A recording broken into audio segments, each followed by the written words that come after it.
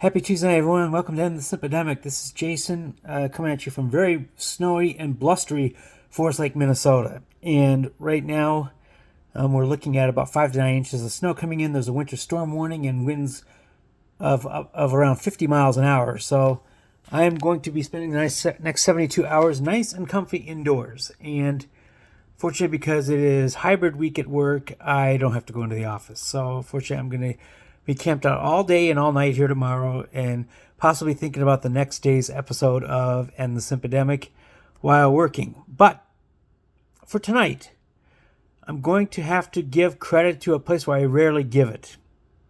And that is the Black Pill Manosphere channels. They are actually right about one very specific subject and thing. You probably are falling out of your chair right now, imagining what I'm about to say here, but they are right about one very specific micro subject. Now, unfortunately, they also use it to overhype themselves and to push across their black pill content. So I'm not going to give them too much credit for this, but as far as that is concerned, here it is.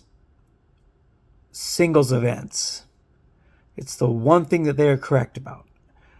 Everything else they have is black pill to try to get men to turn away from women, trying to get men to go MGTOW, trying to get men to become passport bros, etc., etc. The poisonous content that comes along with this is not worth their time or energy. But I'm going to have to call this out for what it is. The one small thing that they get right. And here's why that they're right about the singles events. And probably there's a lot of other channels out there that are outside of black pill content that actually address this. But, and one of those is the Levi Nix channel. And he's mentioned this before off and on as well. But men don't go to these. These events are usually 90% women, if not 100% women. I've seen some of these crying clips on TikTok and YouTube about, I went to a singles event and there wasn't a single man there. Well, hate to break it to you, ladies, but you kind of did this to yourselves, number one. Number two, 80% of the women go after the top 10% of the men. If you're in the top 10% of the men, do you need to attend these? Absolutely not. If you're even in the top 50% of the men, you're not going to be putting yourself through this because because these women are expecting a very high caliber, high value man, a type of man who does not need a singles event because every day to them is a singles event. All they got to do is walk out the door and they're instantly approached constantly by women. And so the men that they're looking for do not need these events. And the men who are not in that Chad Tyrone radar are not going to pay good money to get rejected by everyone in the building nonstop. Speaking of money, these things usually charge men to enter, and they let the women in for free. Now,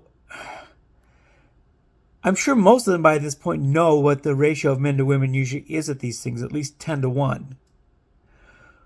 Why are they charging the very small fraction of their attendees who are men to come in and let the ladies get a free ride?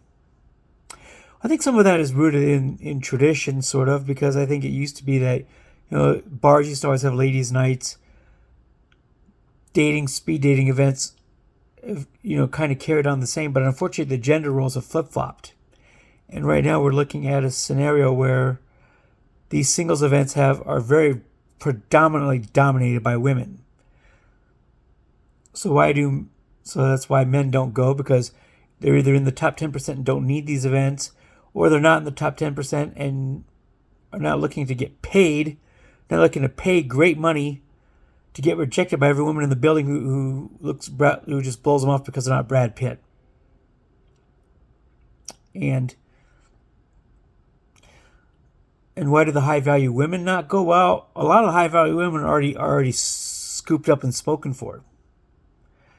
these are the women that get wiped up when they're, 23, 25, 28 at the oldest. So what you've got now are a bunch of leftover women hanging around, making each other as best friends and posting videos about it on TikTok, whining about the situation. So again, like I said, the manosphere, not even the manosphere. I mean, not all manosphere channels are the same. Levi's channel is not one of them. Levi's channel is not a black pill channel.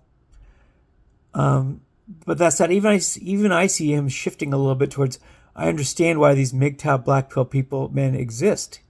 It's because of what women have done. And as I've said before, I viewed a good amount of black pill content in my recent time here, and I get it. I've had those things happen to me, and Anna Jorgensen says that if you're falling for this black pill content, which is all false, or whatever, or maybe a friend of a friend of a friend knew, but in my case, two of these things have happened to me personally. The false allegations from a woman who I approached on a date, being a big one of them, and then my divorce in and of itself. So, again, time to just basically call out something correct as I see it. It does not. This does not come. This does not imply an endorsement for manhood, cosmic verse, men only, the wall, any of those rage baited AI content, rage baited, and mostly AI narrated, by the way, channels that, as Billy Ray Brandt said, cycle this same material over and over again to give you an endless dopamine hit to validate your complaints. But I had to call this out because I just saw it and I was just like, you know what? On this particular one, even though they overemphasize it and use it to push their black pill content, is actually correct. Men don't go to these. They just don't. There's no reason for a top tier man to go because it's usually a lot of the leftover women who are at these things, and they can get a high value woman just in the course of daily life. And men who are not in that top percentile are not going to pay to go and get rejected. And so these events are actually starting to probably close up shop. We're going to see fewer, if we may even see them go extinct in the next year or two, because they're not making any money at all. Because they've got all these women coming in for free. They've got men paying up the nose, but they've got such a microscopic percentage of them. And I mean, I get the logistics. You do have to collect money in order to pay for things like, if the event has free drinks, if the event has free snacks, seating, and even a rental of the space are also included in that expense. But these things are probably starting to lose. Starting to lose money if they haven't already. So I got to call it out correctly as I see it. The MGTOW, rage, anger, baited men channels are correct on this one tiny thing, and that's singles events. So anywho, I'm going to sit here and shelter up, blanket up, and get ready to work tomorrow from home. And hopefully I'm going to look out and not see too much snow, but right now it's 5 to 9 inches with a winter storm warning in effect.